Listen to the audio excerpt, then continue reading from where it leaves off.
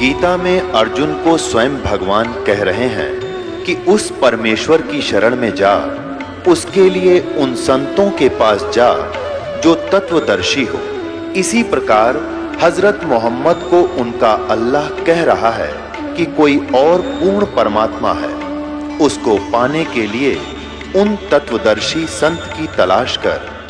वो प्रभु कौन है, ये जानने के लिए कृपया अवश्य सुनिए जगत गुरु तत्वदर्शी संत रामपाल जी महाराज के अमृत वचन। जब हमें तत्व ज्ञान रूपी टॉर्च दीपक परमात्मा ने दे दी, गुरुदेव ने, फिर हमने त्याग दी सारी। फिर हम मूल की पूजा करेंगे, टहनियों की थोड़ी करेंगे। अब हम अपनी मूल की पूजा करेंगे, सिंचाई करेंगे तो टहनियां का फल लगेंगे। टहनी हमारी कोई ये नहीं कि कहते हैं ब्रह्मा विष्णु महेश को छोड़ने की कहते हैं इनके गुरुजी, नहीं। संसार रूपी वृक्ष की ये टहनी है, शाखा है, शाखा तोड़ी नहीं जाती, फल शाखाओं का लगेंगे। लेकिन पूजा मूल की करनी पड़ेगी। तो परमात्मा क्या कहा करते, थोड़ा सा हिंट देते हैं। अब जैसे हम कोई आम का पौधा लगाना चाहते, बीजना चाहते हैं, तो उसको नर्सरी से पौधा लाएंगे, गमले में या मिट्टी में गड्ढा खोदकर हम लगाएंगे। देखिएगा, ये हम आम का पौधा बीजने जा रहे हैं, तो ये है प्रॉपर वे ऑफ प्लांटिंग। पौधे के लगाने का, आरोपण करने का ये सही तरीका है। गमले में नीचे गड्ढे में जड़ गाड़ दी, गड्ढा खोदा, जड़ लगा दी। जड़ की तरफ से, मूल की तरफ से पौधे को मिट्टी में दबाया, इसकी पूजा शुरू करी, सिंचाई शुरू करी, तो ये सब टहनियां बढ़ गई, ये सब पेड़ बड़ा होगा और फिर टहनियों का फल लगेंगे। टहनी कौन सी है? रजगुण ब्रह्मा, सतगुण विष्णु, तपगुण शिव जी, ये तीनों शाखाएं हैं। अब इन शाखाओं के फल लगेंगे, लेकिन पूजा करनी पड़ेगी मूल की। तो ये हमारा अभिन्न अंग है टहनी। ब्रह्मा विष्णु महेश जी हमारे अभिन्न अंग हैं, इनको हम छोड़ नहीं सकते, हम इनको तोड़ नहीं सकते। मूर्ख तोड़ेगा। सिंचाई यहां से करेंगे, ये फल देंगे, बिना मांगे देंगे, क्योंकि अल्लद पद हो जाएंगे। ये है शास्त्र अनुकूल साधना, यानी एक परमात्मा की पूजा करनी चाहिए, अन्य की नहीं। और हम लोक वेद के आधार से कैसे कर रहे थे देखिएगा। हम देख बालका की तरह कर रहे थे। आंसी नहीं आओ जन्नों को पौधा ला रहा होता है, और किसी को न्यू कहे बेटा तू गलत लगा रखा है पौधा, ऐसा नहीं लगाना, इसको ऐसे लगाओ। वो नाराज हो है कि तू हमारी विधि को गलत बताता है, तू तो हमारा शत्रु है। नहीं, मित्र है। ये देखो, ये कोई तरीका है? तो हम ऐसे किए बैठे हैं सारे।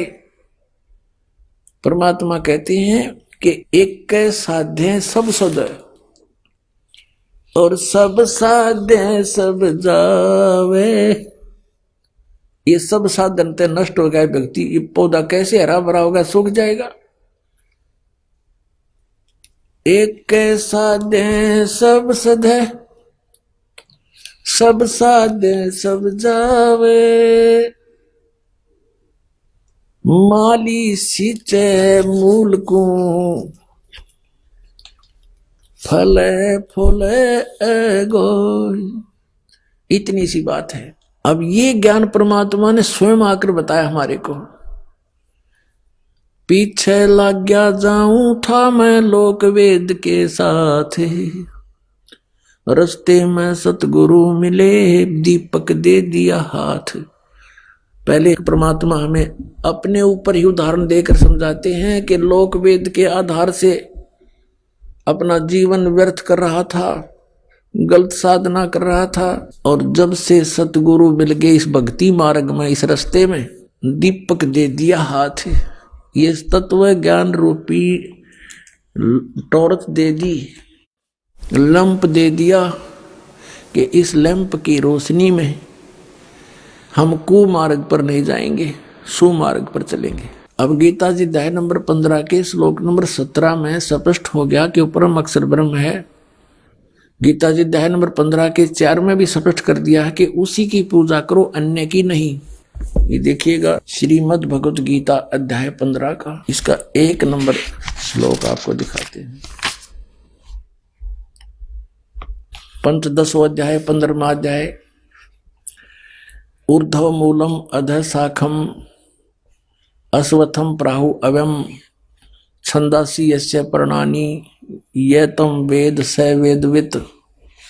इसका अर्थ है कि ऊर्ध्व माने ऊपर को, मूल माने शाखा, जिसके ऊपर को शाखा है, उल्टा लटका हुआ संसार रूपी वृक्ष है। ये समझो ऐसे, ये समझो ऊर्ध्व मूलम अधः शाखम, ऊपर को जड़ और नीचे को शाखा। गीता ज्ञान दाता ने सिर्फ संकेत दिया है ऊर्ध्व मूलम अधः शाखम, बस, और कुछ नहीं बताया इसके बारे में। बाकी ऑप्शन छोड़ दिया कि तत्वदर्शी संत बताओगे इसके बारे में। तो परमेश्वर स्वयं आए थे कबीर जी तत्वदर्शी संत की भूमिका करने के लिए। उन्होंने स्वयं आकर बताया था कि अक्षर पुरुष जैसे जमीन से बाहर दिखाई देता है, ये एक पेड़ कहलाता है।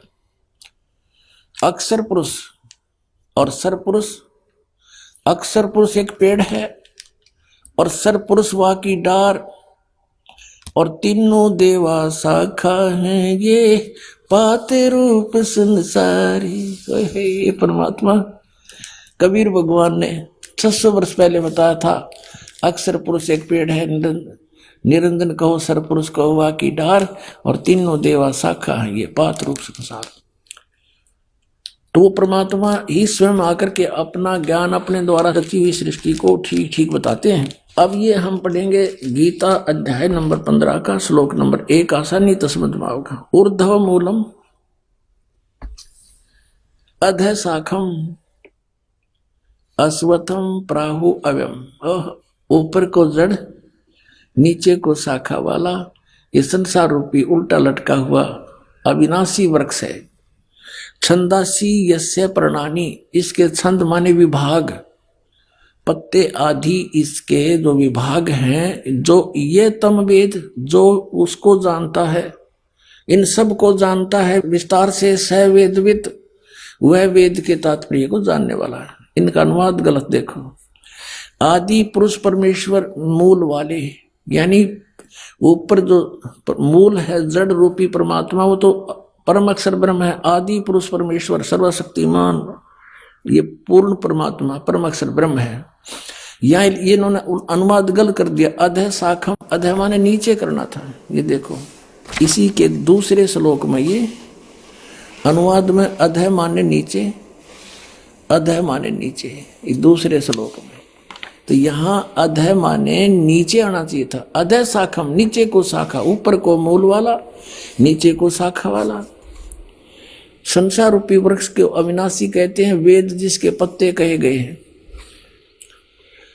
उस संसार वृक्ष को जो पुरुष मूल सहित तत्व से जानता है, यानी जड़ते लेकर पत्तों तक जो बता देता है, स वेदवित, वह वेद के तात्पर्य को जानने वाला, अर्थात वो तत्वदर्शी संत है। अब यहां क्या कहा है, अब हम चौथे में आ जाते हैं कि तत्वदर्शी संत की प्राप्ति के उपरांत गीता अध्याय नंबर 15 का ये श्लोक नंबर 4 है। ये श्लोक नंबर 4 है यहां पर। उसके पश्चात उस परम पद रूप परमेश्वर को भली भांति खोजना चाहिए, जिसमें गए हुए पुरुष फिर लौट कर कभी संसार में नहीं आते, और जिससे यानी जिस परमेश्वर से पुरातन संसार वृक्ष की प्रवृत्ति विस्तार को प्राप्त हुई है, जिस परमेश्वर ने संसार रूपी वृक्ष को बनाया है, रचा है, उसी आदि पुरुष नारायण की मैं शरण हूं। इस प्रकार दृढ़ निश्चय करके उसी परमेश्वर का मनन और निधि ध्यान करना चाहिए। गीता ज्ञानदाता स्पष्ट कर रहा है कि केवल उसी नारायण की पूजा करनी चाहिए, परम अक्षर ब्रह्म की, अपने आत्मा। अब यहाँ सरपुरुष ये नाशवान, अक्षर पुरुष भी नाशवान। 15वें अध्याय के 16 और 17 में क्या लिखा है, फिर पढ़ लो गीता जी। अब हम यहाँ पढ़ रहे थे अध्याय नंबर 15 का, ये 15 है, इसका श्लोक नंबर ये 16 है। यहाँ से इसमें लिख रहा क्या, दिवौ इमौ पुरुषौ लोके सर्च अक्षर एव च सर सर्वाणी भूतानी कुटुस्थ अक्षर उच्यते। अब यहां दिवौ माने दो, इमौ माने इस, लोके माने लोक में, पुरुषों माने परमात्मा हैं। कौन कौन से हैं? सरपुरुष और अक्षर पुरुष। इस पुरुषों को हम यहां भी लगा सकते हैं, सरपुरुष और अक्षर पुरुष। अब इसका यहां से अनुवाद पढ़ो इनका। इस संसार में नाशवान और अविनाशी भी ये दो प्रकार के पुरुष हैं। इन्होंने यहां पुरुष छोड़ दिया। दो प्रकार के प्रभु हैं, स्वामी हैं। संपूर्ण प्राणियों के शरीर नाशवान और जीवात्मा भी अविनाशी कहा जाता है। अब यहां इसका अर्थ तो ये है कि ये सरपुरुष और अक्षर पुरुष ये सभी नाशवान हैं। इनके अंतर्गत जितने प्राणी हैं उनके शरीर भी नाशवान हैं, लेकिन जीवात्मा किसी की नहीं मरती। अब यहां से स्पष्ट 17वें में कहा कि उत्तम पुरुष है तू अन्य। वास्तव में श्रेष्ठ परमात्मा तो इन दोनों से कोई और है, सरपुरुष और अक्षर पुरुष से। उत्तम पुरुष है तो अन्य परमात्मा इति उदारते, जिसको भगवान कहा जाता है, श्रेष्ठ आत्मा कहा जाता है। यह लोक तरम आविष्य विभर्ति, वो अव्यय ईश्वर है, वो वास्तव में अविनाशी परमेश्वर है, अव्यय अविनाशी। तो इससे सिद्ध हो गया कि ये तो नाशवान है दोनों ही, भले इसका नाम अक्षर पुरुष लिख दिया। तो अब इसमें थोड़ा सा विचलित हो जाते हैं भक्त, कोई कर सकता है आपको मिसगाइड। कि 15वें अध्याय के 18वें श्लोक में गीता जी में गीता ज्ञानदाता कहता है, क्योंकि मैं नाशवान जड़वर्ग क्षेत्र से तो सर्वथा अतीत हूं और अविनाशी जीव आत्मा से भी मैं उत्तम हूं, इसलिए लोक और वेद में पुरुषोत्तम नाम से प्रसिद्ध हूं। जबकि इसकी मूल संस्कृत देखो कि यस्मात् श्रम अतीत अहम अक्षरात् अपि च उत्तमम अतः अस्मि लोके वेदे। लोक वेद दंत कथा के आधार से मैं पुरुष प्रथित माने प्रसिद्ध हूं, पुरुषोत्तम प्रसिद्ध हूं। आई एम नॉट पुरुषोत्तम। मैं किस प्रकार से पुरुषोत्तम प्रसिद्ध हो गया? लोक वेद के आधार से। लोक वेद माने दंत कथा के मेरे अंतर्गत जितने भी प्राणी हैं, वो चाहे जीवात्मा है, चाहे नाशवान शरीर है इनका, चाहे अविनाशी इनकी आत्मा है, इनसे मैं तगड़ा हूं, इनसे श्रेष्ठ हूं, उत्तम हूं। और इसलिए लोक वेद के आधार से, दंत कथा के आधार से मैं पुरुषोत्तम प्रसिद्ध हो रहा हूं। आई एम नॉट पुरुषोत्तम। पुरुषोत्तम तय कोई और है। वो 15वें अध्याय के 17वें श्लोक में स्पष्ट कर दिया। अब हमने उस पुरुषोत्तम की शरण में जाना है, और उस पुरुषोत्तम के पाने का कौन सा मंत्र है? गीता जी अध्याय नंबर 17 के श्लोक नंबर 23 में कहा कि ओम तत्सत इति निर्देश ब्रह्मण त्रिविध समर्थ। ब्रह्मण माने सचिदानंद घन ब्रह्म, यानी परम अक्षर ब्रह्म, उत्तम पुरुषोत्तम। इसके पाने का, सनातन परम धाम में जाने का, सचखंड में निवास स्थान पाने का और जन्म मरण से मोक्ष पाने का कौन सा मंत्र है? 17वें अध्याय के 23वें श्लोक में कहा कि ओम तत्सत इति निर्देश ब्रह्मण त्रिविध समर्थ है।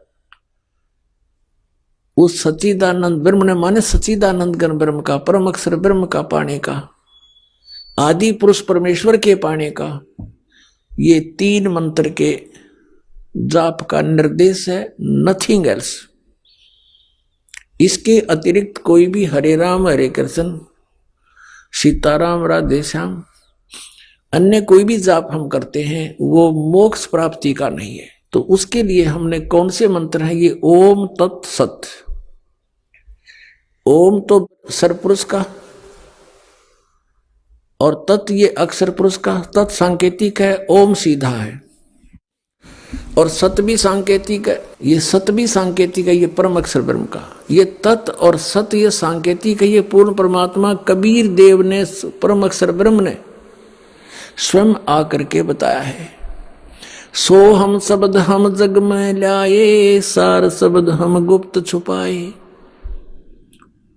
ओए होए, कहते हैं सोहम शब्द आपके किसी सदग्रंथ में नहीं है, आपके जो 52 अक्षर के लेख तुम लिखते हो उनमें ये मंत्र नहीं है, सोहम मंत्र नहीं है। और ये सोहम शब्द हम जग में लाए, सार शब्द हम गुप्त छुपाए। नामा छिपा ओम तारी पीछे सोहम भेद बिचारी, सार शब्द पाया जदलोई आवागमन बौड़ ना होई। पुण्यात्मा, हमने परमात्मा को पहचानने के लिए अपने सदग्रंथों का सहयोग ही लेना पड़ेगा।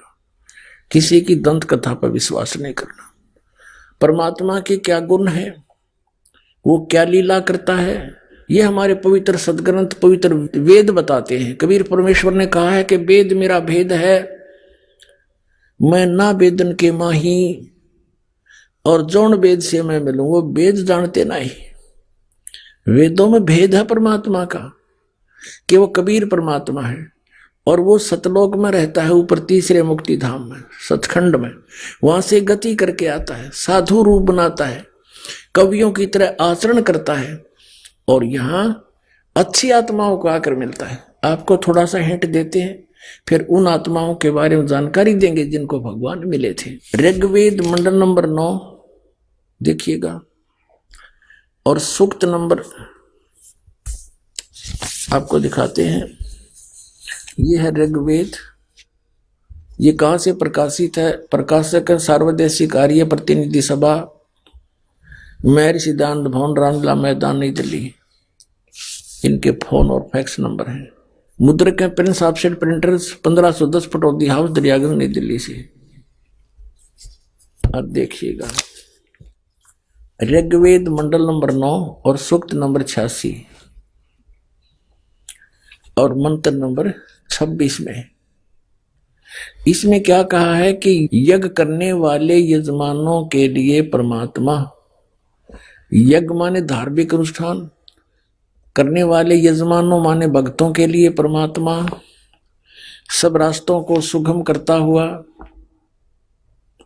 उनके विघ्नों को, उनके संकटों को मर्दन करता है, नाश करता है, उनको पवित्र करता हुआ, और अपने रूप को सरल करता हुआ वह कांति में परमात्मा। इन्होंने यहाँ क्या कर दिया, ये यहाँ शब्द है कबीर, हम इसको कबीर बोले, कबीर वह बोलते हैं, वह को, वेदों को हम वेद बोलते हैं अपनी लोकल लैंग्वेज में पूरे भारत में।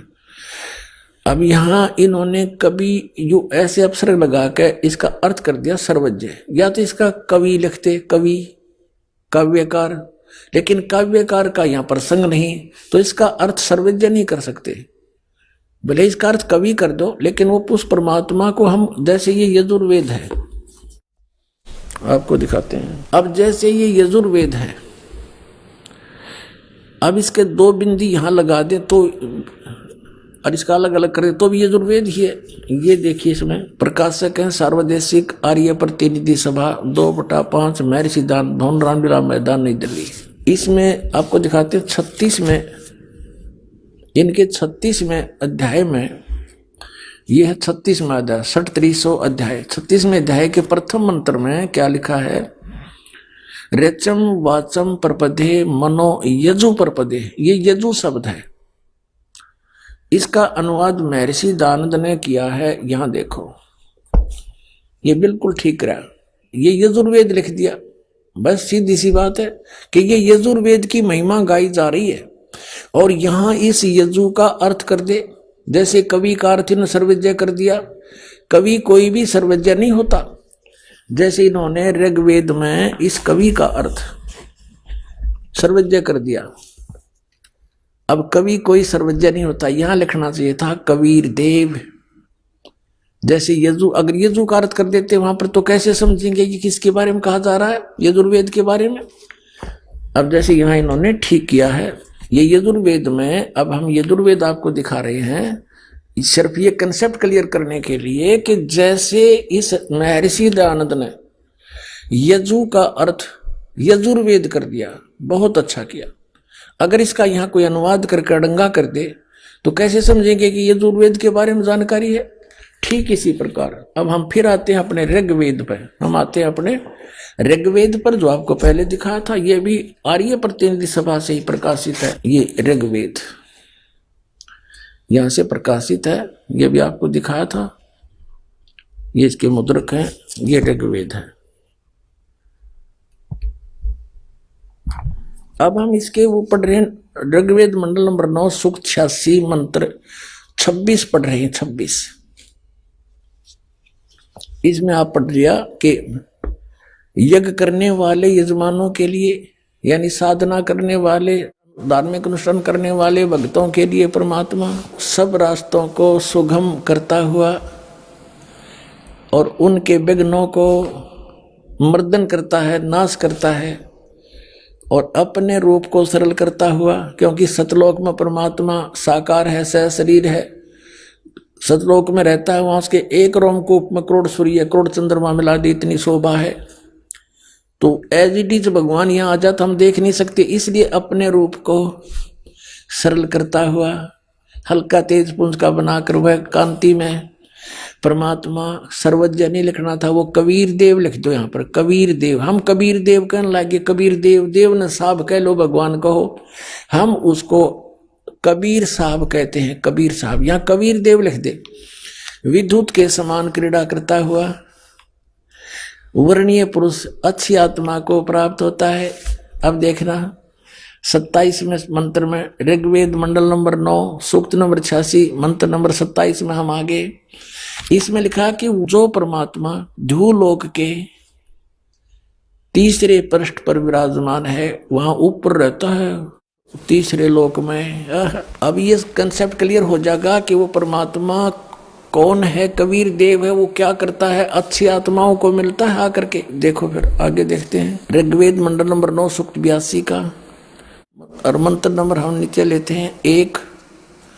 इसमें क्या किया है कि सर्व उत्पादक प्रभु, सबकी रचना करने वाला, सबको उत्पन्न करने वाला परमात्मा, प्रकाश रूप, सद्गुणों की वृष्टि करने वाला, पापों को हरण करने वाला, वह राजा के समान, राजा के, देखो ये 269 पे पढ़ा हमने ना, कोई नकली नो कह देगा और पृष्ठ दिखा दिया होगा। ये 270 पे आ गए। पीछे लिखा था राजा के समान दर्शनीय है, देखने जोगा है, साकार है भगवान, वहां विराजमान है ऊपर के लोक में। वह पृथ्वी आदि लोकांतरों के चारों ओर शब्दमान हो रहा है। इसका अर्थ ये है कि वो पृथ्वी पर आकर ऊंचे स्वर में आवाज लगाकर ज्ञान देता है। फिर भी वह वर्णीय पुरुष को, वह श्रेष्ठ व्यक्ति को, श्रेष्ठ आत्मा को, जो दृढ़ भक्त है, उसको पवित्र करता हुआ प्राप्त होता है। उसको मिलता है, कैसे मिलता है कि जिस प्रकार विद्युत आकाशीय बिजली सने वाले स्थानों को आधार बनाकर प्राप्त होती है, उसी प्रकार परमात्मा प्राप्त होता है। अब देखो उद्देश्य क्या लेकर आता है, यहां देखो फिर ऋग्वेद मंडल नंबर 9 सूक्त 82 का मंत्र नंबर हम 2 पढ़ रहे हैं। पहला पढ़ लिया, हे परमात्मा, उपदेश करने की इच्छा से आप, ज्ञान देने की इच्छा से आप महापुरुषों को प्राप्त होते हो। ओहो, महापुरुषों को प्राप्त होते हो, अच्छी आत्मा को प्राप्त होते हो, और आप अत्यंत गतिशील पदार्थ के समान हमारे आध्यात्मिक यज्ञ को प्राप्त होते हैं। आप, या फिर लिख दिया सर्वज्ञ, यह लिखना था आप कबीर देव हैं, आप कबीर साहब हैं और शुद्ध स्वरूप हैं। हमारे पापों को दूर करके हे अमर परमात्मा, हे सोम, हमको सुख दे।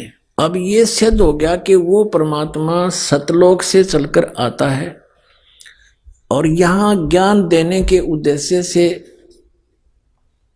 वो अच्छी आत्माओं को मिलता है, जो दृढ़ भक्त हैं, अत्यंत गतिशील पदार्थ के समान एकदम नीचे आते हैं।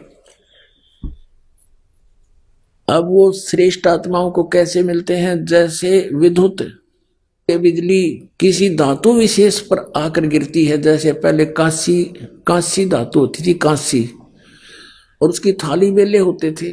वर्षा के दिनों में जो बिजली कड़कती थी हमारी दादी जी कहा करती थी कि 3 थाली और बेलों को अंदर रख लो, बिजली कांसी की धातु पर अमूमन गिरती है। तो पुण्यात्माओं, वो परमात्मा उन्हीं महापुरुषों को मिलते हैं जो उनके कार्य को आगे सफल बनाने में सहयोग दें।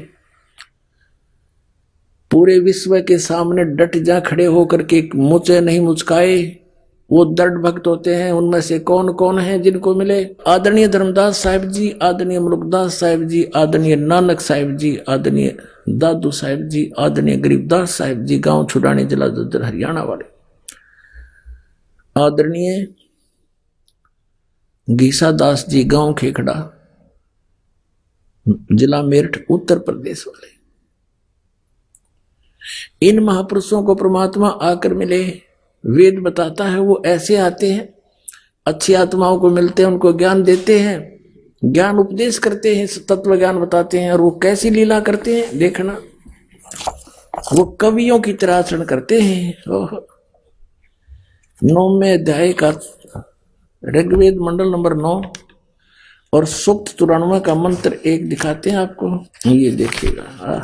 ये है ऋग्वेद मंडल नंबर 9 और सूक्त 94 और इसका मंत्र नंबर 1, ये यहां से शुरू होता है। ये सफल कवियन वर्जम, कवियन वर्जम माने जाते हैं, विचरते हैं कवियों की तरह। यहां इन्होंने अनुवाद किया है, यहां अनुवाद किया है कि सूर्य के विषय में जैसे रश्मियां प्रकाशित करती हैं, उसी प्रकार मनुष्यों की बुद्धियां अपनी अपनी उत्कृष्ट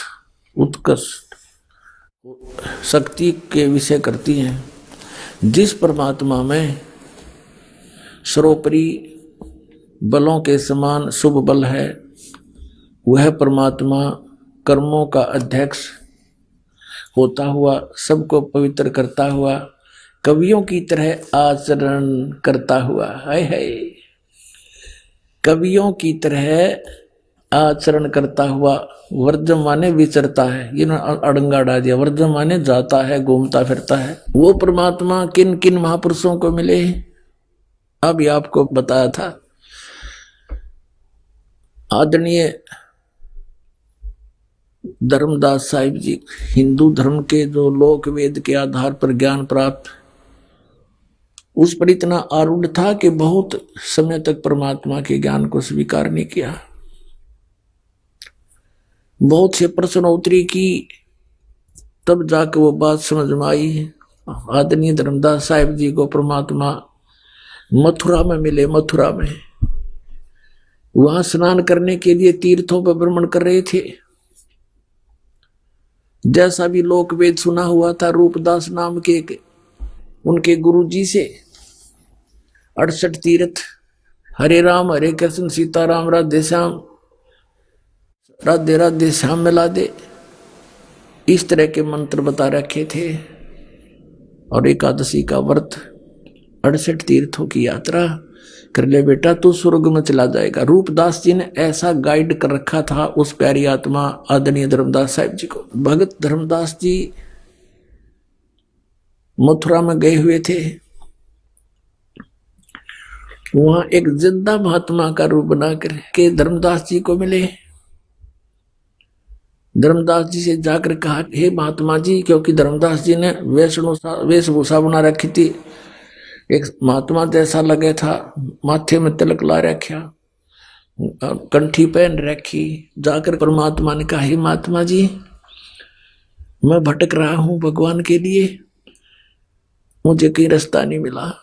बहुत से गुरु बनाए हैं, बहुत से संतों से मिला हूं, मेरी संतुष्टि नहीं हुई, लेकिन ऐसा लगता है जैसे आपसे मुझे कुछ राहत मिलेगी। आप ये क्या पढ़ रहे थे? क्योंकि उसमें धर्मदास जी गीता जी का नित्य पाठ किया करता था। धर्मदास जी ने कहा कि मैंने गीता का पाठ किया है, हमारी पवित्र शास्त्र है ये। और जिंदा महात्मा मुसलमानों के अंदर एक फकीर होते हैं जो ऊपर से एक टोपा पहनते हैं काला सा, और एक ओवरकोट पहनते हैं काला ही, घुटनों से काफी नीचे तक एक कच्छा पहनते हैं। तो ऐसी वेशभूषा वाले को जिंदा महात्मा कहते हैं। तो कहा, हे महात्मा जी मुझे ज्ञान बता दो, मैं तो भटक रहा हूं। धर्मदास जी ने कहा था कि आप पहले गुरु बनाओ, गुरु के बिना मोक्ष नहीं होता। तो कबीर परमेश्वर जी ने कहा कि गुरु तो मैं बनाऊंगा, लेकिन मेरी शंका का समाधान हो, और आपको बना लूंगा गुरु में। पहले को तो पहले बना लेता हूं, लेकिन शंका समाधान अवश्य चाहूंगा। धर्मदास साहिब जी ने कहा कि नहीं, गुरु जी तो मैं नहीं बन सकता, क्योंकि मुझे आदेश नहीं गुरु बनने का। आपको मैं अपने गुरु जी से नाम दिला दूंगा, बड़े पहुंचे हुए महात्मा है। तो परमात्मा ने उसे एक प्रश्न किया कि आप क्या नाम जाप करते हो? धर्मदास जी ने कहा कि हरे कृष्ण हरे राम, राम राम हरे हरे, कृष्ण कृष्ण हरे हरे, राधे श्याम राधे राधे श्याम मिला दे। ओम नमः शिवाय, ओम भगवते वासुदेव नमः। तो परमात्मा ने कहा कि आप गीता जी को पढ़ते हो? कहा जी। क्या गीता जी में ये मंत्र हैं? ना जी, ना जी। फिर आप इन जाप कहां से क्यों कर रहे हो? 16वें अध्याय के 23वें श्लोक में लिखा, शास्त्री विधि को त्याग कर जो मनमाना आचरण करते हैं उनको कोई लाभ नहीं होता, ना उनका मोक्ष होता, ना उनको परम गति प्राप्त होती, ना कोई सुख होता। फिर किस लिए कर रहे हो? अब धर्मदास को याद थे वो श्लोक, गीता साथ लिए हुए था, वो समझ गया बात तो सही है। आप तो अवहेलना कर रहे हो भगवान के आदेश का, आप तो दोषी हो रहे हो। आप किसकी पूजा करते हो? गीता किसने बोला है? कि श्री कृष्ण जी ने बोला। धर्मदास जी ने कहा कि श्री कृष्ण जी ने गीता का ज्ञान दिया। परमात्मा ने कहा चल हम यही बात छोड़ देते हैं, बड़ी बात नहीं करते आगे। श्री कृष्ण जी ने गीता का ज्ञान दिया, आप श्री कृष्ण की पूजा करते हो। क्या श्री कृष्ण नाशवान है या अविनाशी है? धर्मदास जी कहते अविनाशी हैं, ये तो सर्वशक्तिमान है, इनके कोई जन्म मृत्यु नहीं होती। ब्रह्मा विष्णु महेश ये अजर व अमर है। तो परमात्मा ने उनसे कहा कि गीता अध्याय नंबर 4 के श्लोक नंबर 5 और 9 में, अध्याय 2 के 12 में, अध्याय 10 के 2 मंत्र में ये गीता ज्ञान दाता कहता, अर्जुन तेरे मेरे बहुत जन्म हो चुके, तू नहीं जानता मैं जानता हूं। फिर ये अविनाशी कैसे हुआ? 18वें अध्याय के 62वें श्लोक में किसी और परमात्मा की शरण में जाने को कहता है, उसकी शरण में परम शांति को, सनातन परम धाम को प्राप्त होगा। वो कौन है? वो परमात्मा, वो तो आपके गीता ज्ञान दाता से अन्य है। अब धर्मदास जी नहीं मान्या, अंदर से जख्मी अवश्य हो गया, लेकिन माना नहीं, क्योंकि ये पुराना पेंट जल्दी सी ओरिजिनल पेंट को टिकने नहीं देता। लेकिन परमात्मा के पास भी रेगमार है, पूरा साफ करके चढ़ा होगा। अंतर्ध्यान हो गए, उनको मिले नहीं। एकदम सामने से अंतर्ध्यान होते ही तो अक्का बक्का रह गया। तो ये भगवान ही तो फरिश्ता था, ये तो कोई देवता था, कोई ज्ञानी पुरुष था, कोई सिद्ध पुरुष था। देखो कितना सच्चा ज्ञान बता रहा है उसने। फिर बाद में सारे श्लोक देखे अपनी गीता में, रोज सारी रात करवट लेता रहा, ये भगवान अब के दर्शन दे दो, अब के दर्शन दे दो। कहने का भाव ये है दास का कि 2-3 ट्रिप में जाकर सेट होया धर्मदास, और फिर ऐसा हो गया पूरा संसार एक तरफ और धर्मदास जी एक तरफ। तो वो दृढ़ भक्त थे। इसी प्रकार आदरणीय नानक साहिब जी को परमात्मा मिले, पहले मिले अपने कबीर रूप में जाके, जो धानक रूप में, जुल्हा रूप में रहा करते थे काशी में।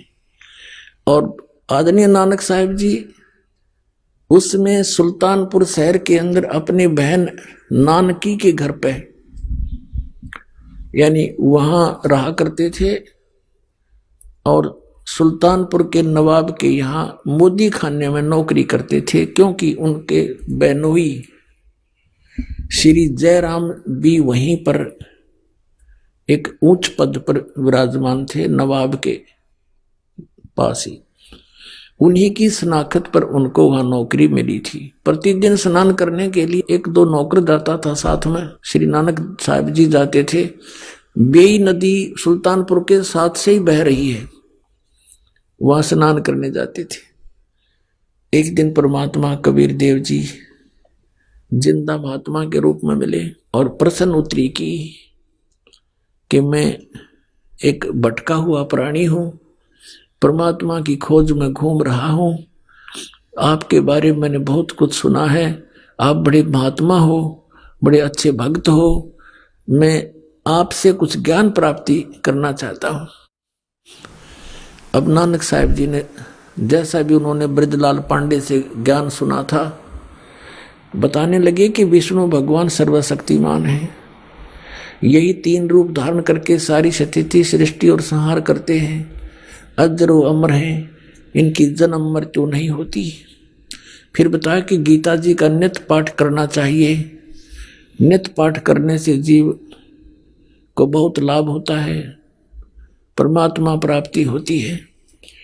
फिर परमात्मा ने पूछा कि आप मंत्र कौन से जाप करते हो? कि हरे कृष्ण कृष्ण कृष्ण हरे हरे, राम राम राधे श्याम सीताराम, राधे राधे श्याम मिला दे, और एक ओम मंत्र भी जाप करते हैं। अब परमात्मा ने प्रश्न किया कि गीता जी का ज्ञान किसने बोला महात्मा जी? अब नानक साहब ने कहा कि पहले मुझे गुरु बना, फिर बताऊंगा सारी बातें। अब परमात्मा ने कहा ठीक है, आप मेरे गुरु जी, मैं आपका बच्चा, मुझे ज्ञान करा दो, मुझे तो मोक्ष चाहिए। यहाँ गुरु शिष्य की कोई बातें नहीं है, मैं तो निकला भगवान के लिए हूं। नानक साहब ने पूछा कि आपका इंट्रोडक्शन दीजिए। परमात्मा ने कहा कि मैं धानक हूं, कबीर नाम है मेरा,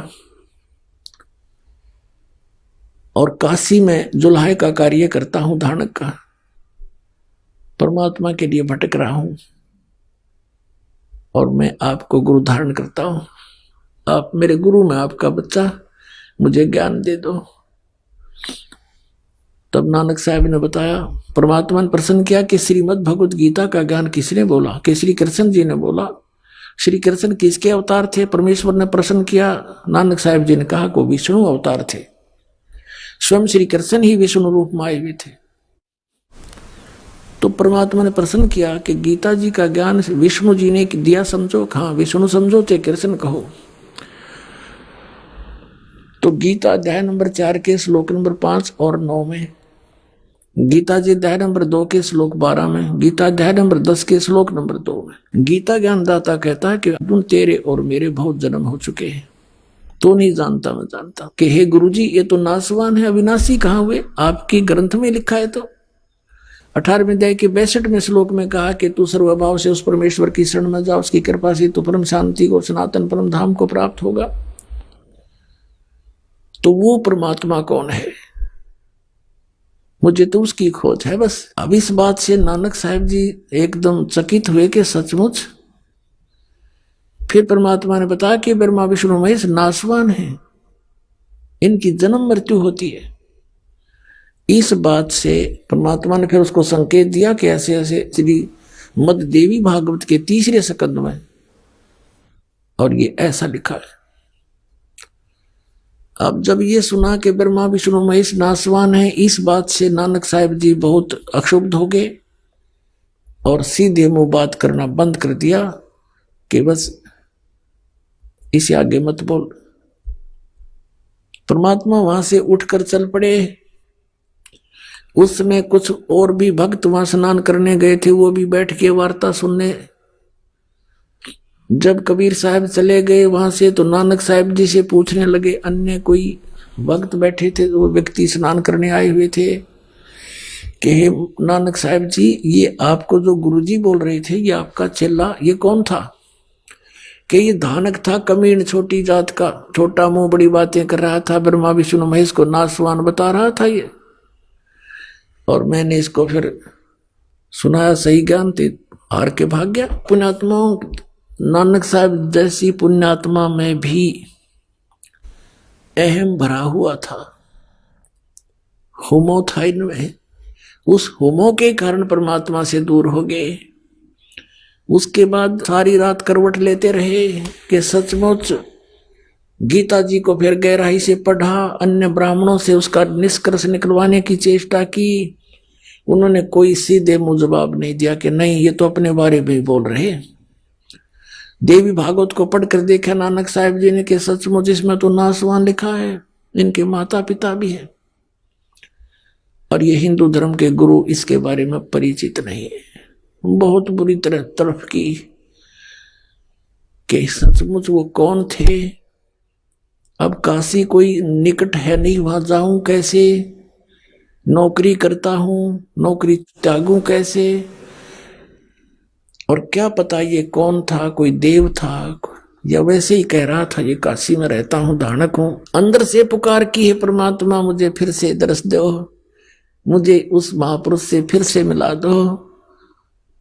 अंदर से पुकार परमात्मा आत्मा की सुनते हैं। जब 6 महीने बीत गए इस दृष्टांत को, और डेली वो जाते वहां देखते रहते हैं कि कहीं आज फिर दिखाई ना दे जा।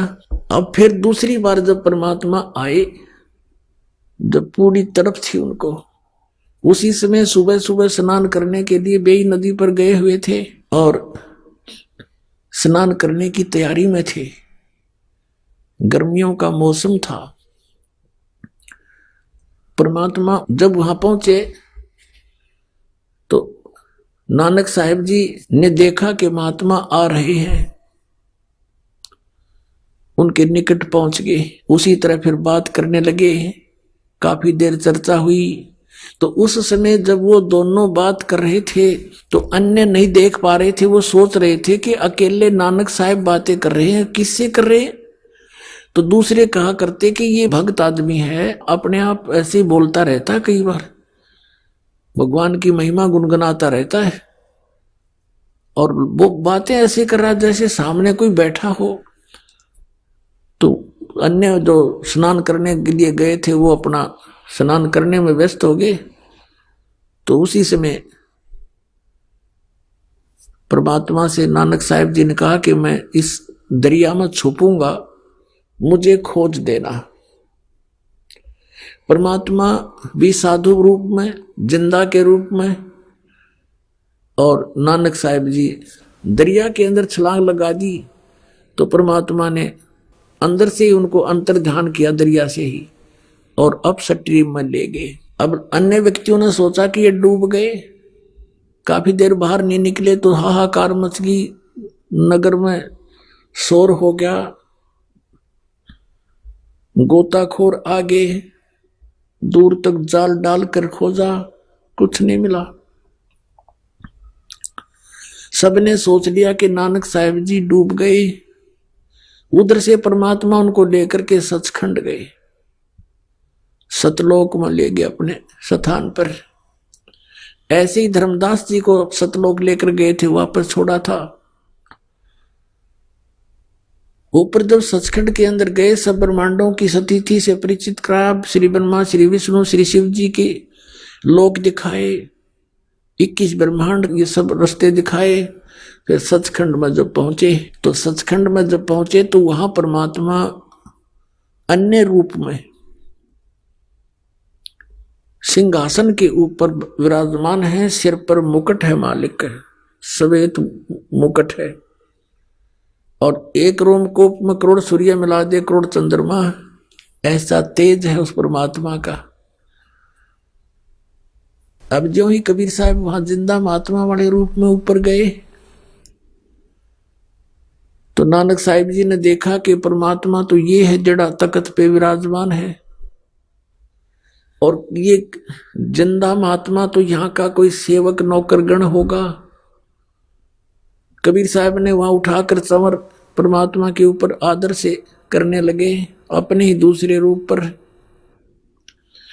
नानक साहिब जी ने सोचा कि कबीर तो सचमुच ये जुल्हा, ये जो साधु है, जिंदा यहाँ का नौकर है, ये है रब जो तख्त पर बैठा। इतने में वो तख्त पर बैठा हुआ परमात्मा खड़े हुए, जिसके एक रोमकूप में करोड़ सूर्य करोड़ चंद्रमा मिला दे, इतनी रोशनी है। और जिंदा महात्मा वाले रूप में परमात्मा जो नीचे से गए थे वो तख्त पर बैठ के ओवरऑल कंट्रोलर के सिंहासन पर। आइए अब हम उन श्रद्धालुओं के अनुभव जानते हैं जो जगत गुरु तत्वदर्शी संत रामपाल जी महाराज जी से दीक्षा प्राप्त कर चुके हैं तथा उनके द्वारा बताए गए भक्ति मार्ग पर चल रहे हैं। सर नमस्कार। सत साहब जी। सर क्या शुभ नाम है आपका? दास इंद्रजीत। कहाँ से हैं सर आप? पिंड झाड़ीवाला, जिला फरीदकोट। सर संत रामपाल जी महाराज से नाम दीक्षा कब लिया आपने? 2012 के 12वें महीने में ली। सर संत रामपाल जी महाराज से नाम दीक्षा लेने से पहले आप क्या भक्ति साधना करते थे?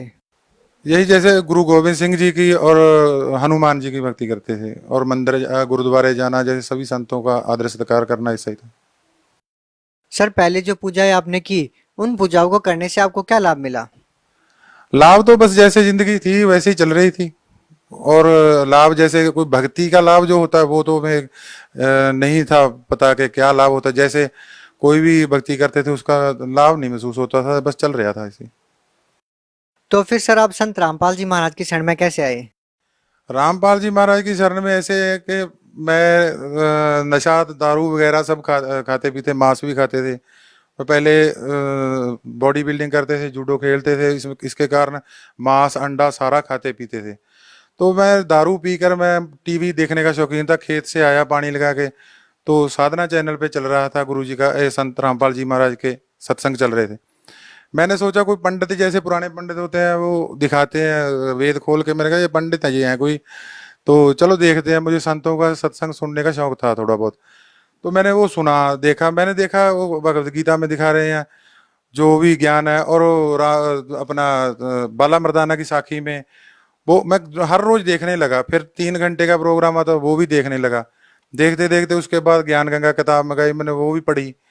उसके बाद सत्संग सुनने के बाद मुझे ये तो मालूम हो गया कि ये संत हैं और इनके पास ज्ञान भी सही है, और सारी बात जो हम सिख समाज से सुनते थे या सारा कुछ उससे हटके है और ग्रंथों के हिसाब से है। उसके बाद हमने वहाँ सतलोक आश्रम में फोन लगाया बरवाला में, तो वहाँ हम गए। जाना चाहते थे पहले, तो हम जा नहीं पा रहे थे। मेरे मन में था कि दारू और जर्दा नहीं छूटेगा। उसके बाद मेरे मन में बैठे बैठे प्रेरणा आई कि हर रोज मैं जाना चाहता हूँ, काम रुक जाता है, तो मैं जर्दा और दारू नहीं छूटेगा, तो अगर छुटवाना तो रामपाल जी छुटवाएंगे। तो मैंने बैठे बैठे प्रेरणा हुई, तो रात को ही मेरे को गुरुजी आ गए रामपाल जी, और उन्होंने ऐसे 2 उंगलियां की, यहाँ से दबाया और पसीना पसीना कर दिया। मेरे घर के भी अगवा हैं इस बात के, कोई ऐसे मन से बनाई हो बात, घर वाले बच्चे सबको मालूम है, सबके सामने बात।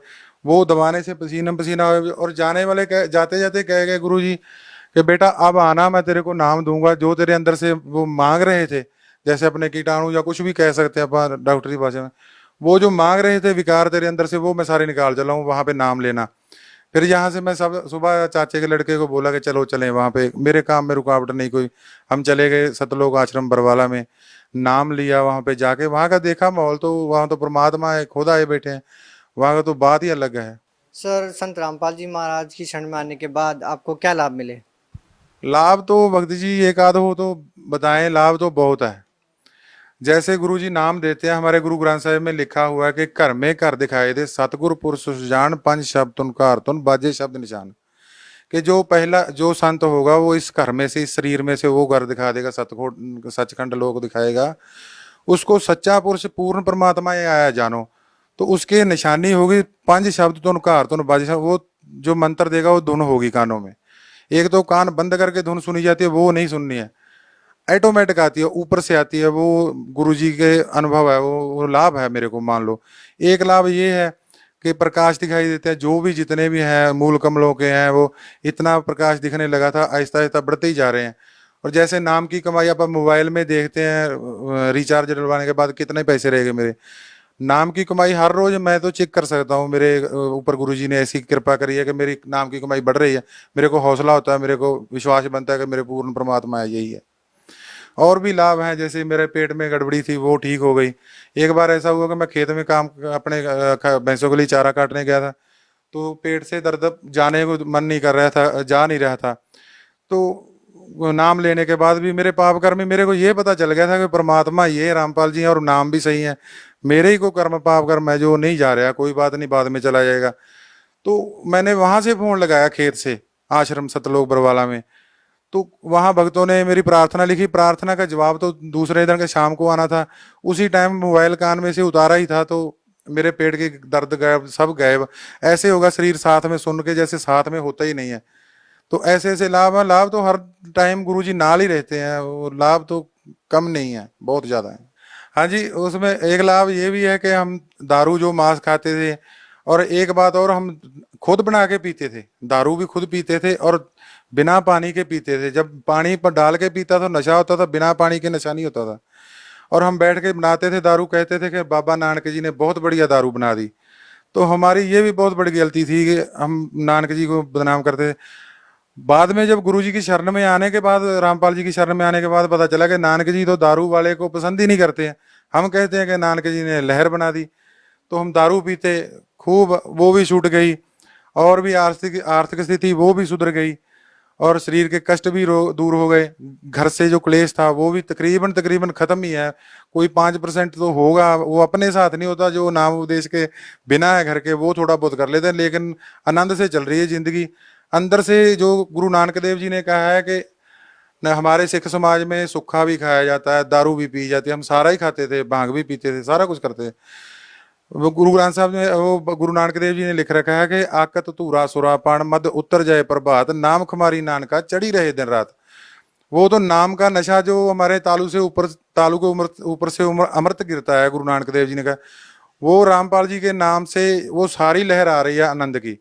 नाम का नशा रहता है। अब ये और सबसे बड़ा लाभ ये है कि गुरु जी से, रामपाल जी से नाम मिल गया, गुरु मिल गए जो दुनिया को नहीं मिल रहा है, जो नाम गुरु चाहिए था, और नाम मिल गया। और इससे बड़ा तो लाभ है ही नहीं कोई, जो रामपाल जी मिल गए।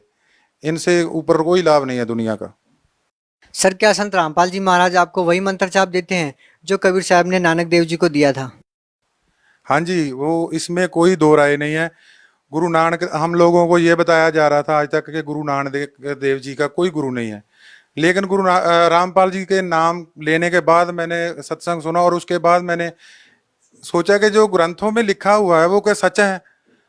गुरु ग्रंथ साहब में देखना चाहिए। मेरे को तो वाल कटने के कारण गुरुद्वारे में पढ़ने भी नहीं दिया जाता था ज्यादा। जो भक्ति की बात आप कर रहे हो, रामपाल जी ने वही दी है जो नानक जी को कबीर साहब ने दी थी। उसमें गुरु ग्रंथ साहब में मैंने फिर 8,500 का मोबाइल लिया खोज करने के लिए। फिर उससे नेट से मैंने डाउनलोड किया मोबाइल पे गुरु ग्रंथ साहब, उसको पढ़ा 5 पेज 10 पेज हर रोज, कम से कम 6-7 महीने में खोज के तौर पे। उसमें मिला के नानक जी कहते हैं कि खोज तो मार्ग पाया साधु सेव करीजे। मैंने खोज के एक ही मार्ग रास्ता पाया कि साधु संत की सेवा करो। संत चरण धोए धोए पीवा, संत का दर्शन पेख पेख जीवा, संत की मेरे मन में आस। ते संत हमारा रख्या पर्दा, वो संत रामपाल जी महाराज है। और साधु माई बाप हैं, साधु भाई बंद, साध मिलावे राम से काटे जम के फंद। अनेकों जगह पे गुरु नानक देव जी का गुरु ये कहते थे कि पहले हमारे समाज में कहा जाता नहीं है, लेकिन गुरु ग्रंथ साहब में सैकड़ों जगह पे लिखा है गुरु नानक देव जी का गुरु है। वो कहते हैं नानक को गुरु दिया नाम, संत की टहल संत का काम। वो वाणी में लिखा हुआ है कि गुरु नानक देव जी को नाम दिया, नानक को गुरु दिया नाम, गुरु ने नाम दिया, संत की टहल संत का काम। पूरे संत की टहल सेवा करने से नाम उनको मिला। सर भक्ति करने के लिए गुरु बनाना क्यों आवश्यक है? गुरु के बगैर, जैसे अपा बच्चा लगाए स्कूल में पढ़ाने के लिए, वहां पे सभी पुस्तकों को रख दें, उसको मत्था टेक टेक के वापस चले आए, तो वहां टीचर नहीं जब तक, तो उनको ज्ञान कहाँ से होगा? ये ग्रंथ जितने भी है ये पढ़ने के लिए, ज्ञान लेने के लिए है। ज्ञान देने वाला पूरा गुरु ही आता है। गुरु ग्रंथ साहब में भी लिखा है पूरा गुरु आराध्य, पूरा जाका नाव, पूरा गुरु आराधना चाहिए। और जैसे ग्रंथों को अकेला अपने को तो मालूम ही नहीं है क्या लिखा हुआ, पूरा संत बताता। अगर गुरु की जरूरत नहीं है तो इतने जो संत घूम रहे हैं उनकी क्या जरूरत पड़ गई? फिर हम लोग अकेला ग्रंथों को ही मानेंगे, फिर दूसरे संतों को भी मानने की जरूरत नहीं है, जो पाठी ग्रंथी या पंडित जो जितने बड़े। गुरु तो जरूरत है, गुरु के बगैर तो मुक्ति हो ही नहीं सकती है, क्योंकि पता ही नहीं लगेगा ग्रंथों में लिखा क्या है। जैसे बच्चों को अपन सारा सिलेबस एक जगह पे स्कूल में रख दें तो मत्था टेक टेक के वापस चले आए, टीचर के बगैर उनको कैसे पता चलेगा कि इसमें लिखा क्या है? सर संत रामपाल जी महाराज के बारे में ये भी कहा जाता है कि वो अन्य सभी धर्मगुरुओं की निंदा करते हैं। सर आप क्या कहना चाहेंगे? निंदा तो वो करते ही हैं, जब सच्ची बात कहेंगे तो निंदक तो कहेंगे ही। कबीर साहब आए, उन्होंने सच्ची बात कही तो वो निंदक कहलाए।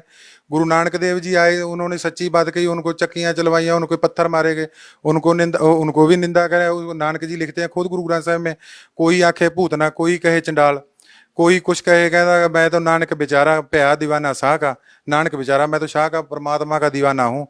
ऐसे ही गुरु रामपाल जी भी सच्ची बात बताते हैं। जब भगवत गीता में मना कर रखा है कि भूत पूजोगे तो भूत बनोगे, देवी देवताओं को पूजा, देवी देवताओं को जाओगे, परमात्मा के पुजारी परमात्मा को जाए, तो ये सारे संत मटी मसाणी सब पूजा करवाते हैं। हमारे घर में भी अमृत छके हुए हम लोग मटियां पूज रहे हैं।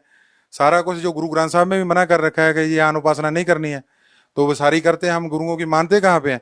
जैसे घर में गुरु ग्रंथ साहब लेकर आते हैं, शादी ब्याह में एक तरफ तो पाठ खुला होता है, दूसरे कमरे में हम दारू और माँ चला रहे हैं, क्या वो गुरु ग्रंथ साहब की हम निंदा जहाँ वो नहीं कर सकते? वो निंदा तो दिखाई नहीं दे रही, जो सच्ची बात गुरु जी कह रहे हैं वो निंदा दिखाई दे रही है। हमारे घर में चलो कितने सैकड़े दिखा दूं शादियों में जहाँ ऐसे ही दारू भी चल रही है और गुरु ग्रंथ साहब का पाठ भी चल रहा है, हम तो गुरु ग्रंथ साहब की बहुत बड़ी निंदा कर रहे हैं, हम गुरु ग्रंथ साहब का बेअदबी कर रहे हैं, हम जानबूझकर कर रहे हैं उसको, तो वो तो हमें दिख नहीं रही, वो तो हमारे लिए पाप है। सर हिंदुस्तान में लाखों धर्मगुरु हैं, सभी भिन्न भिन्न प्रकार की साधनाएं देते हैं। सर आप संत रामपाल जी महाराज की ही शरण में क्यों गए? इसलिए गए क्योंकि हम सिख समाज में गुरु ग्रंथ साहब जी को मानते हैं, और जब रामपाल जी का ज्ञान सुना गुरु ग्रंथ साहब के बारे में बाले मर्दाने की साखी में, कि ये लोग कहते हैं कि जो परमात्मा है वो तो निरंकार है, प्रकाश है, दिखाई नहीं देता। तो जब गुरु जी ने कहा कि प्रकाश है तो दिखाई नहीं देता जो चीज, तो उसको देखो। फिर एक दूसरी तरफ कहते हैं कि साक्षात्कार होगा परमात्मा का, जो दिखाई नहीं देता तो उसका साक्षात्कार क्या होगा। और गुरु ग्रंथ साहब में लिख रखा है कि निरंकार आकार है, आपे आप परम बुलाया। फिर उसमें ये भी लिख रखा है कि वड्डा वड्डा सब कहें, वड्डा ना जाने कोई। जो वड्डा, जैसे कबीर हक्का कबीर करीम का अर्थ ये वड्डा करते हैं, बड़ा, तो वो वड्डा वड्डा का अर्थ कर दें कबीर सब कहें, कबीर को जाने ना कोई। रामपाल जी जो भक्ति दे रहे हैं वही गुरु ग्रंथ साहब कह रहा है, वही चारों वेद कह रहे हैं, वही कुरान शरीफ कह रहा है। तो फिर भक्ति तो रामपाल जी से, सच्ची दुकान से ही सौदा खरीदा जाता है, झूठे के पास तो मुश्किल में ही जाया जाएगा। सर आप भगत समाज को क्या संदेश देना चाहेंगे? मैं तो सब भक्तों को ये कहूँ, जब जल्दी से जल्दी रामपाल जी महाराज से नाम उपदेश लो। और जो गुरु नानक देव जी ने मंत्र से, जैसे गुरु नानक देव जी ने लिख रखा है कि जिन्नी नाम मन हर वਸਿया वाजे शब्द कनेरे, जिन्ना दे हर दा पार ब्रह्म दा मन च नाम वस गया, शब्द कनेरे, बहुत सारे शब्द उत्तों सुनाई देते हैं। ये चीज़ां हुण मैं तुहानूं दसूंगा, तुहानूं यकीन विश्वास नहीं होणागा। जो मैनू अनुभव हो रहा, जैसे कि गुरु जी कहते गूंगा मिठाई खा के नहीं दस सकता, ਉਹਦਾ ਸਵਾਦ ਖੁਦ ਲੈ ਰਿਹਾ। ਹੁਣ ਜੋ ਚੀਜ਼ ਮੈਨੂੰ ਦਿਖਾਈ ਦੇ ਰਹੀ ਮੈਂ ਤੁਹਾਨੂੰ ਕਿਸੇ ਹਿਸਾਬ ਨਾਲ ਦੱਸ ਨਹੀਂ ਸਕਦਾ, ਮੈਨੂੰ ਪਤਾ ਹੈ ਉਹ। ਜੋ ਗੁਰੂ ਗ੍ਰੰਥ ਸਾਹਿਬ ਦੇ ਵਿੱਚ ਲਿਖ ਰੱਖਿਆ ਹੈ, ਬਿਨਵੰਤ ਨਾਨਕ ਗੁਰੂ ਚਰਨ ਲਾਗੇ ਬਾਜੇ ਅਨਹਦ ਤੂਰੇ, ਉਹ ਕਹਿੰਦਾ ਮੈਂ ਬੇਨਤੀ ਕਰਕੇ, ਗੁਰੂ ਨਾਨਕ ਦੇਵ ਜੀ ਕਹਿੰਦੇ ਮੈਂ ਗੁਰੂ ਦੇ ਚਰਨੀ ਲੱਗਾ, ਮੈਨੂੰ ਅਨਹਦ ਸਤਨਾਮ ਦੇ 2 ਮੰਤਰਾਂ ਨਾਲ ਅਨਹਦ ਤੇ ਤੂਰ ਸੁਣਾਈ ਦਿੱਤਾ। ਉਹ ਉੱਪਰੋਂ ਆਵਾਜ਼ ਉਹ ਕਿੱਥੋਂ ਆ ਰਹੀ ਹੈ, ਉਹ ਕੀ ਸਿਸਟਮ ਹੈ, ਇਹ ਸਾਰਾ ਸਾਨੂੰ ਅਸੀਂ ਸਿਮਰਨ ਵੀ ਕਰਦੇ ਸੀ। ਇਸ ਕਰਕੇ ਸਾਨੂੰ ਭਗਤੀ ਰਾਮਪਾਲ ਜੀ ਕੋਲੋਂ ਲੈ ਕੇ ਕਰਨੀ ਚਾਹੀਦੀ ਹੈ। ਹਾਂ ਵੇਖੋ, ਗਿਆਨ ਸੁਣੋ, ਅਗਰ ਗਲਤ ਹੈ ਤਾਂ ਕੋਈ सवाल करो। ऐसे ही कह देना कि रामपाल जी निंदा कर रहे हैं तो उनकी बात मत सुनो, ज्ञान सुनो, अगर गलत है तो उनकी बात मत सुनो। सर जो लोग संत रामपाल जी महाराज से नाम दीक्षा लेना चाहते हैं वो उनसे नाम दीक्षा कैसे ले सकते हैं, उनसे कैसे जुड़ सकते हैं? उनसे जैसे चैनल पे आता है, सत्संग आता है गुरु जी का, रामपाल जी महाराज का, उसमें नंबर आते हैं नीचे, उन नंबरों को पढ़ो, देखो भक्तों से आसपास कोई ना कोई, अब तो भक्त परमात्मा ने बहुत दया कर रखी है, हर रोज जुड़ रहे हैं सत्संग, वो उस नंबर से फ़ोन नंबर करके जुड़ें। जगह जगह पे नाम स्थल केंद्र खोल रखे हैं। इन लोगों ने तो एक आश्रम गुरु जी का बंद करवाया था, यहाँ पे तो गुरु जी ने सैकड़े ही खोल दिए हैं। तो घर घर में प्रचार हो रहा है। अब तो लोग भी मानने लगे हैं, जो आस पड़ोस के थे कि ये तुम लोग सही हो, हम लोग गलत हैं। जैसे आम दुनिया का व्यवहार देखा जाता है, हम भक्तों का व्यवहार देखा जाता है, तो आम आस पड़ोस के भी देखते हैं, घर की बरकत देखते हैं, काम देखते हैं। काम कुछ करना नहीं, बैठे माला जप रहे हैं, अपने आप खेत में काम हो रहे हैं, अपने आप फसल निकल रही है। तो इससे बड़ा लाभ तो इसीलिए जाना चाहिए गुरु जी के पास, और नंबर लें, चैनल पे जो आता है नीचे, वहाँ से नंबर लेके फ़ोन करें और नामदान लें। सर बहुत बहुत धन्यवाद। सत साहब जी।